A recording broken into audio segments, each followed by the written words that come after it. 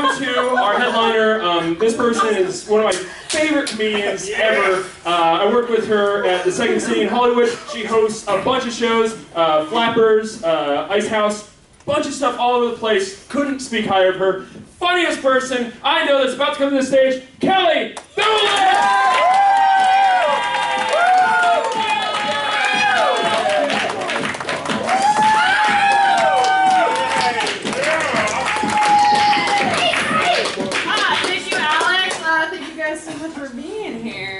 Awesome. I love coming here to ImprovCity.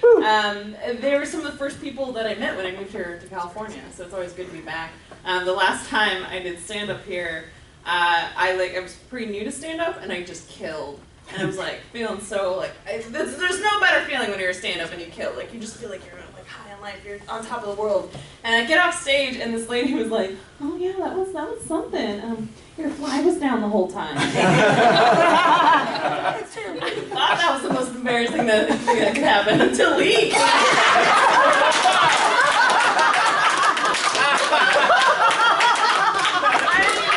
Thank you. It proves that can always be worse. One up me. Your asshole can hang out at any time. We have it. You guys like movies? Yeah. Alright, the improv part's over. You guys don't participate. No, that's great. I love movies. I love them so much. My favorite film is this little like indie darling from 20 years ago. You guys probably haven't heard of it. Jurassic Park. You have heard of it. They tried. It didn't work. Yeah, I love it. I love it so much.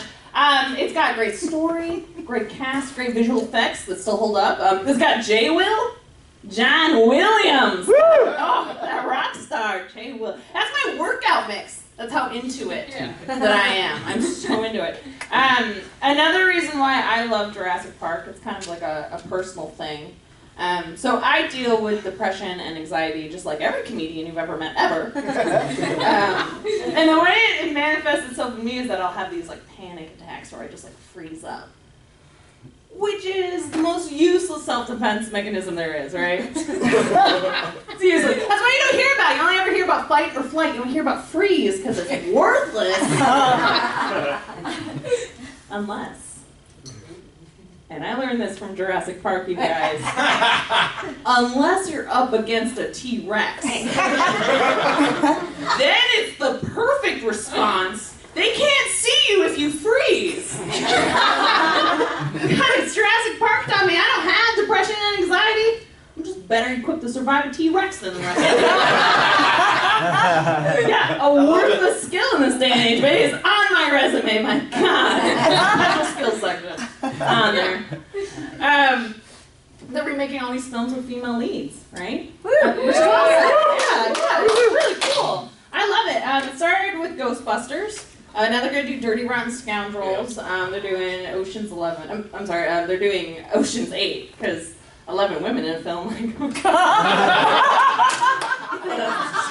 Almost a coven. Like,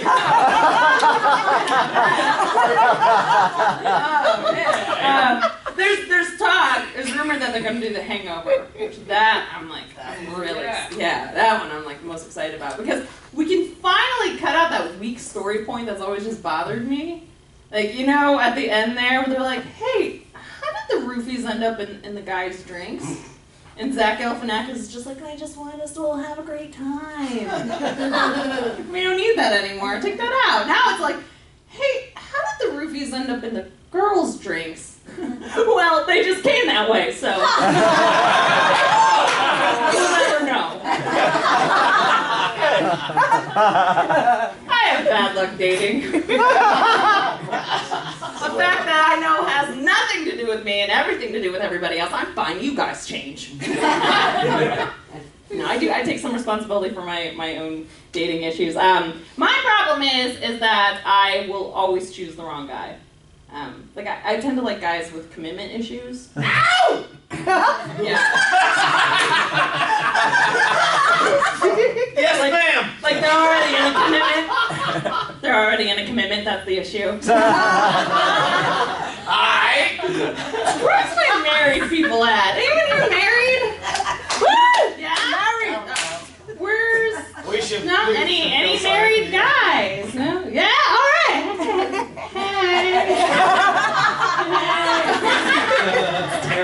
I like to do that because I like that someone sexually.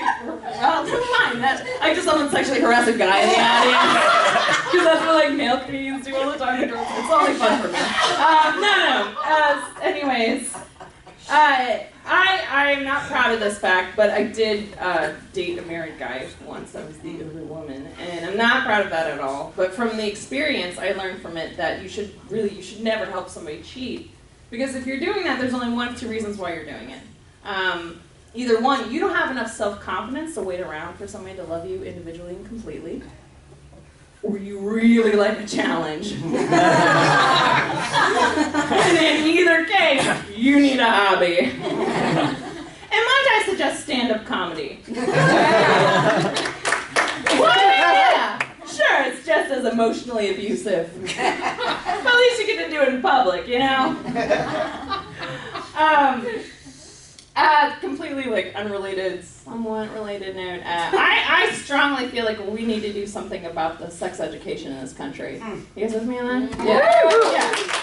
So like now with the kids though, like they're fine. They have the internet. They know more about it than I do at this point. I'm talking about the healthcare providers. Yeah, they're the ones who need to be caught up to speed a little bit. I was recently at the lady doctor. It was a new doctor's office. I've never been there before. I'm on that Medi-Cal now, like a baller. And the way that this office works is that they don't make appointments for new patients in advance. So what I have to do is I have to call every day at 7 a.m. to try and make an appointment, which means I have to call my work every day at 7 a.m. and let them know I might not make it in today. I might get selected, like it's jury duty. And after 3 days of me calling in, I finally get an appointment made. I go in, first thing they say to me is, "You're not seeing the doctor today, you're seeing the nurse." I'm like, all right, that's fine. Nurse comes in. She is the oldest nurse in the world. Like, she's the picture-perfect image of Maggie Smith. If that image were printed on the Shroud of Turin, like, she's old, you guys. And she's come to look at my vagina. And the first thing she says to me is, "Do you have a partner?" And I said, "No." And she goes, "Oh, great, you're not sexually active." And I go, "Ooh."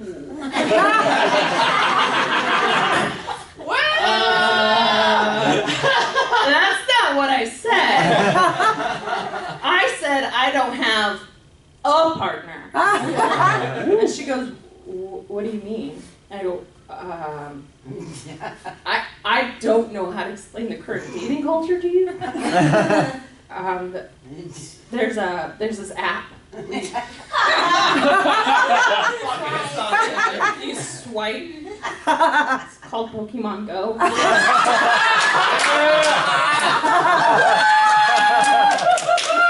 She's like, "What's that?" And I go, "It's like an application. It's a thing on your phone for when you're bored." And she was like, she's like, "What?" And I was like, a phone, like it's an invention by Alexander Graham Bell, perfected by Steve Jobs. She's like, "Look, you should really only have one partner." And I go, "Okay, I'm sorry, I guess I missed that episode of Seventh Heaven."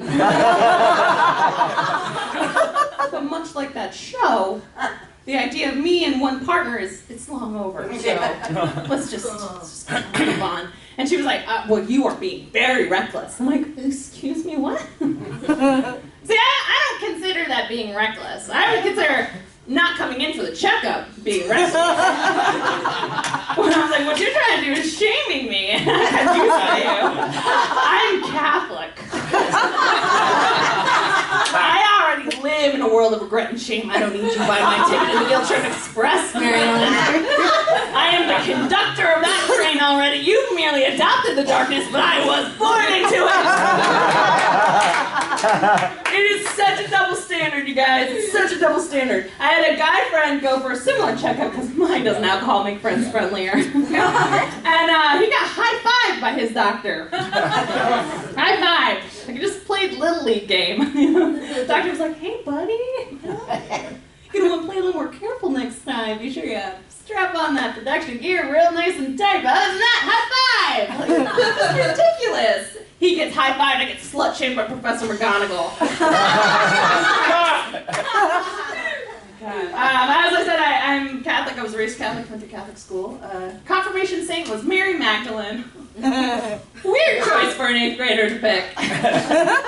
Fitting choice for Doll Kelly, though, alright? Mary Magdalene, patron, saint of the friend zone. Yeah. Was she really a whore? Was she just trying to get Jesus' attention? Yeah. Is she like sitting around with all of her girlfriends? Of course, only Mary because it's the Bible. She's like, Mary, I just met the greatest guy. I mean, he's so sweet, practically worships his mother. But he's got 2 careers going, carpentry and savioring. I mean, it's gonna kill him one of these days. And I'll let someone go, too soon. Do you think Jesus went around telling all of his like carpentry co-workers that like carpentry is just his day job till his career as a savior takes off? You know, like he just went around being like, hey guys, I'm doing a blessing later on tonight. You really would like your support. 2 at a minimum, but the flatbreads from heaven, it's so good. I was gonna see an improv show beforehand. So great. My dad's side of the family, I'm actually from like a multi-religious background. My dad's side of the family, well, they're British. They're very quiet and they're very small, and they're all either like Baptist, but like the boring Baptist, not like a fun music Baptist, like boring Baptist, or they're agnostic, which is just like a polite way of saying atheist. You know? That's them. And my mom's side of the family they're Italian, and there's a lot of them, and they're in each other's face, and they're like all over, and they're loud, and they're all either Catholic or they're angry. Like I once saw my uncle go outside on Christmas Day. I lived in Ohio, so it was snowing. He goes outside, he looks up to the heavens, and he's like, "You know what you did!" It's just a Christmas tradition. It's part of it. Growing up in Catholic school, they always really encouraged us to become nuns, right? They were always like, you guys should become a nun. They were really pushing that. And I did not. I don't know if you heard my set. It did not happen. But I did become a comedian, and I became a filmmaker. And so I did take the vow of poverty, really. All right, that's it, guys. Thank you.